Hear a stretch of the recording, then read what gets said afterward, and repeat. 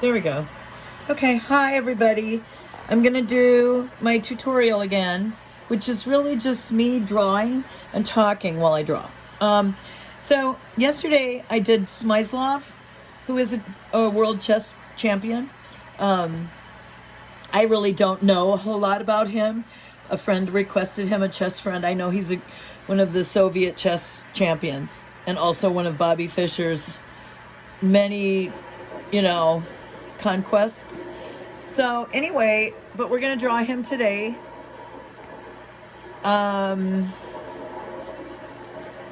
Okay, so I've got the basic sketch lines down. You know what? I'm pretty sure he did lose to Bobby Fischer, but I don't know that for sure, and I don't have any way to Google that fact right now. But I'm almost positive that he did lose to Bobby Fischer. Okay. Anyway, he was one of the greats, Smyslov, and I don't know a whole lot about him.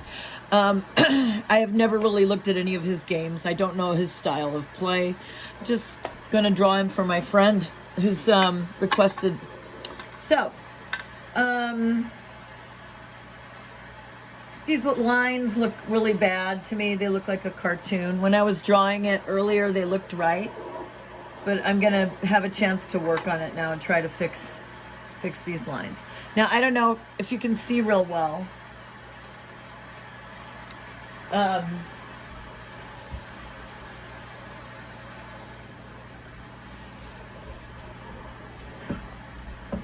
Okay, this is the picture I'm using. I'm gonna bring that up closer so you can see. So if you saw my last video, you know what chess does to you after I did young Smyslov. Anyway, so I'm gonna try to just keep going here. I've got fingers up here. I'm gonna talk while I draw. Let me know in the comments, any feedback, anything, if you have a suggestion. Maybe sometimes you'll see something that I don't see that I can improve. He's putting fingers in. They're not important because they're just a detail, but I think they go here. So the main thing is getting them where they should go. I heard a funny noise from the other room. I'm just going to go check with that.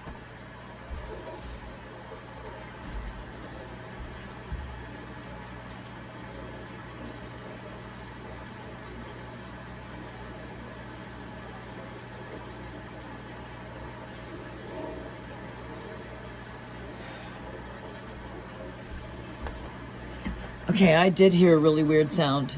And here I am drawing, and I've got a video going. I'm just going to keep drawing, but if I hear any more weird noises, I'm going to be going and checking them out. Okay, back to the art. So here's some hair. We're just going to put a kind of a line here. Just a dark spot right about here. Okay, just want to make that dark. Okay, and I'm just like placing these images. I might end up changing them. This fingertip, like this, maybe. I'm gonna go check out that noise. Are you okay?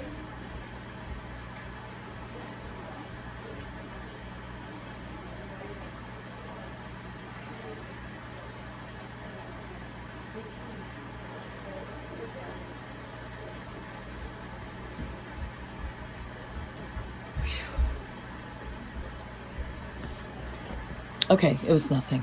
All right. So, let's keep going. Got a very kind of thin eyebrow. I'm just gonna like try to place it. Just placing it right here. My husband told me that I should start talking about my feelings about the people I'm drawing, but I just don't have any feelings about Smyslov. Because I don't know anything about him. However, I respect him. I know that he was a extremely good chess player. I know that. He achieved a level of greatness in chess that I can only dream of. And the fact that I have not studied Smyslov games shows you why I'm not a better chess player. You know, the great chess players that I know, like my friend who requested this, you know, he's a great chess player. I mean, he's not this, like, to this level, but he's a good chess player. He studies a lot. He studies Smyslov's games. And if you really want to get good at chess, the one thing I can tell you about just chess in general is that you should look at the games of the great players and just try to, like, play through them and understand the moves and watch the surprises and things, and it will make you a better chess player. And I know people who even like to do that even if they don't play chess. They just are really smart people that do understand the game, and they like to read about it. They like to follow the chess players. There's a lot of people I know who follow chess players a whole lot more than I do, even though I was, for a long time, a really active tournament player. I haven't been active tournament player lately. It's because I'm teaching it now. So because I'm a full-time chess teacher, it's harder to go to the tournaments after work. I would love to go to a weekend tournament, you know, especially if I could just get away, go somewhere else, go somewhere on a trip for a tournament. Maybe go to Vegas.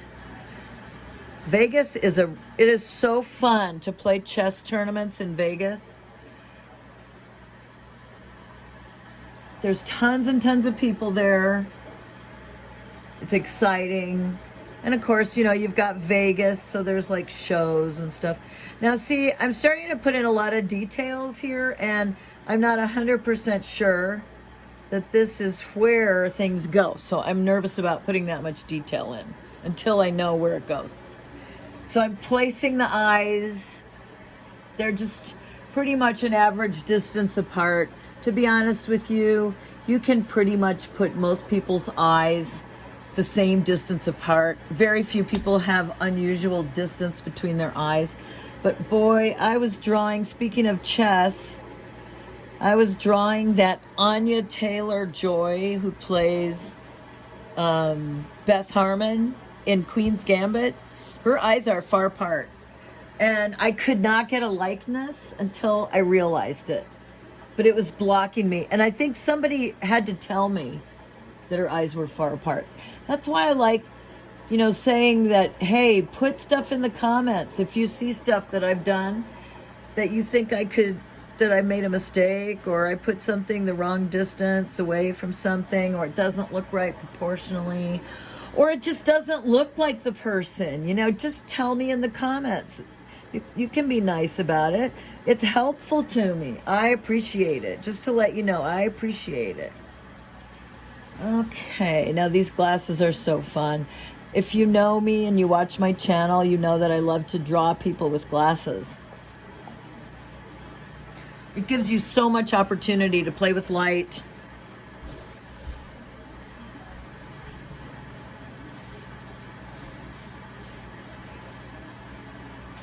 Uh-oh. Looks like my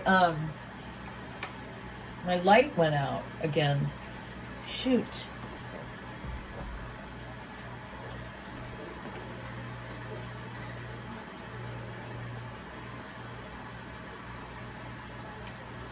Huh. I bought the Selfie Light for my art, but it was a cheap piece of equipment. I'm talking about this right here. That's my Selfie Light. I bought it at Fry's, which just recently went out of business. So I can't go get another one. But I guess I can maybe go to Best Buy and get one. Okay, it's really interesting because, you know, I just did this young version of this guy. In fact, let me just show you in case you missed it, my other videos. So the last video I did, or the last portrait I just did, was this guy as a young man. Okay, and so this is it. And what's fascinating to me right now is I can really feel or see that I'm drawing the same person, the same features. It's good. I mean, it means I'm on the right track, but also it's interesting how he looks so different, right, in this picture than he did in that last one. But the features are just exactly the same. They didn't change. Not at all. The features don't change at all, even when a person becomes, you know, really heavy or whatever. Sometimes the features will be a little bit enlarged, I suppose, if a person is obese. I suppose their nose could become fatter. But for the most part, I think the basic features stay exactly the same.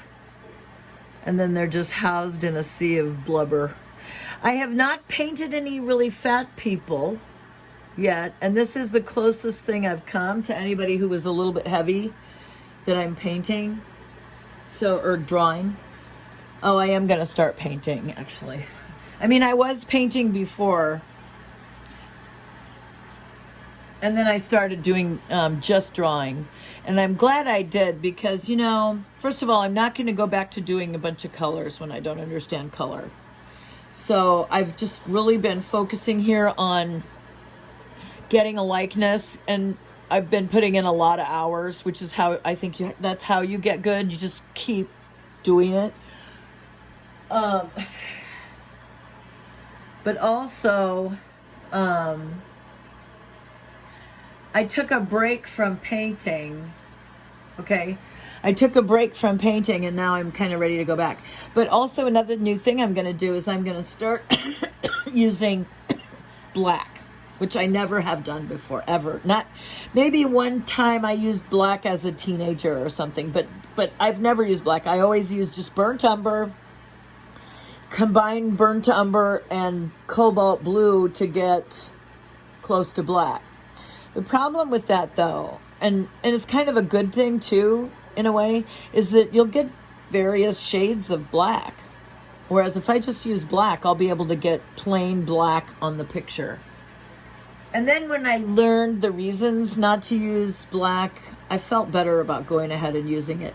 The reason not to use black is because if you are going to start using color or playing with color, let's say, for example, you have something that's reddish in tone. You want to be in the habit of darkening the dark parts with green and not black. You put the black in, and that makes sense to me. But I'm not a colorist right now. I'm just doing black and white. So that's for later. That's for later. That's for other videos, people who like color. And when I do start doing color again, it's just going to be one color.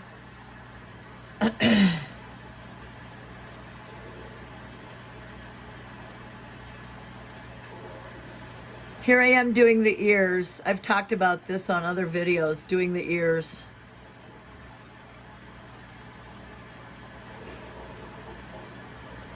Thankless. It's a thankless task to do the ears, to be honest. It adds nothing, in my opinion. Just the less said, the better about it. You know who's a good artist is John Singer Sargent. And you should look at him and how much he pays attention to hair and ears. I don't think so. As Hitchcock said when they asked him, do you like having lots of murder victims in your movies? And dead bodies and such, and Hitchcock's response was, dead bodies can't act. Well, ears can't act. You know, that everything is in the eyes and the mouth. And frankly, the nose, it's just there. It has there's no expression in the nose. I'm getting a phone call, so I have to stop.